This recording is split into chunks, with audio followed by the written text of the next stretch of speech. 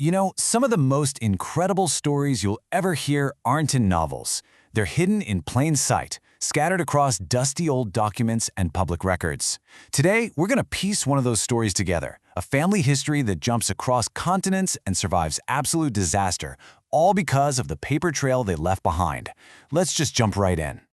Okay, so our story kicks off with two people from completely, and I mean completely, different worlds.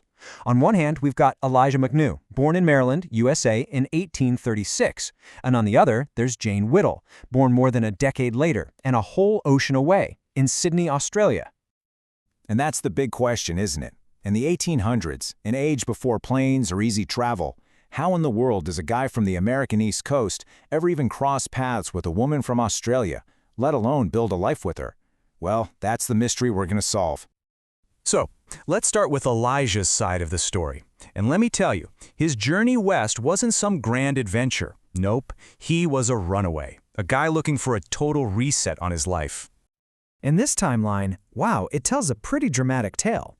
In 1855, when he's about 19, Elijah signs up for the army. But get this, just 1 year later, he deserts. He goes completely dark, totally off the grid for 4 years, and then bam! He just reappears in the 1860 census all the way on the other side of the country in California. So how'd he do it? How did he manage to disappear? Well, to cover his tracks, he did something pretty clever. He dropped his real last name, McKnew, and started going by his middle name, Pickrell. And just like that, poof, Elijah McKnew was gone and Elijah Pickrell, the California miner, was born. All right, now let's switch gears and talk about Jane. I mean, if you think Elijah's journey was something, hers was even longer, and it started when she was just a little kid. She was an immigrant, part of that huge global movement of people searching for a better life. Her family packed up and left Australia when she was tiny, arriving in the wild boom town of San Francisco in 1852. She was only 5 years old. From there, like so many others, they got pulled inland by the promise of gold. And by 1860, yep, the exact same year our army deserter Elijah pops up, a 13-year-old Jane and her family are also living in the gold fields of Tuolumne County. And this, right here, is the moment. This is where these two totally separate stories, these two lives from opposite ends of the planet, are about to collide in the most unbelievable way. The key, the absolute smoking gun, is buried right here, in this old census document. You can just picture the census taker going door to door. He gets to one cabin and writes down Elijah Pickrell, the 26-year-old miner from Maryland. And then, look at this. Just 2 lines below, living with her sister's family, is Jane White, almost certainly a misspelling of Whittle, the 13-year-old from Australia. Incredibly, they were neighbors. Now, the records don't tell us how they met or what their courtship was like, but we sure know what happened next. 5 years after that census was taken, the runaway soldier and the Australian immigrant got married. Their 2 separate paths finally, officially, merged into a single family story. After their time in the goldfields, they packed up and moved to San Francisco. And this is where they would put down some really deep roots and build a life together for the next 50 years. And when I say they built a life, I mean they built a big life. How big? Well, this one number really says it all. 11.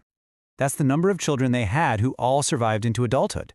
The 1900 census actually points it out. Jane had 11 kids, and all 11 were still alive. For that era, that was just remarkable. They created this huge, thriving family from the most unlikely beginning. So how do you provide for 11 kids? Well, you work. A lot. And these old voter registration records, they paint a perfect picture of just how much Elijah hustled. Over the decades, he was a farmer, then a teamster driving wagons, a salesman, a fruit dealer, and even an oyster man. It's a snapshot of a life of pure grit, just doing whatever it took to provide. But their growing family and their beloved new city were about to face the ultimate test, a catastrophe that would literally reshape San Francisco forever.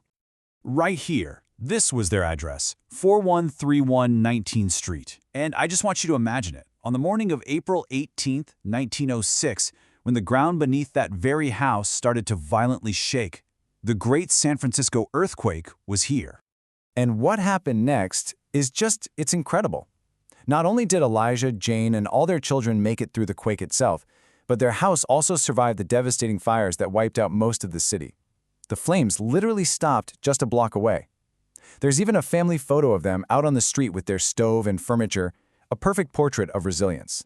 And just like it helped us find the beginning of their story, that same paper trail lets us follow them all the way to their final chapter, documenting the end of 2 long, amazing lives.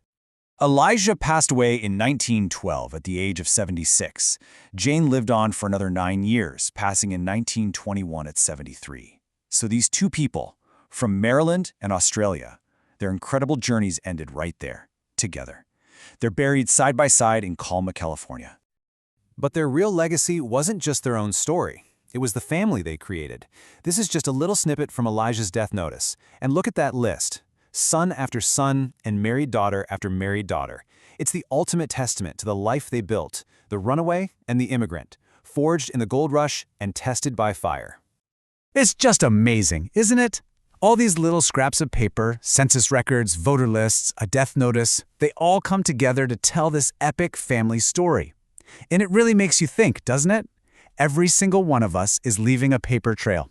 What kind of story is yours going to tell?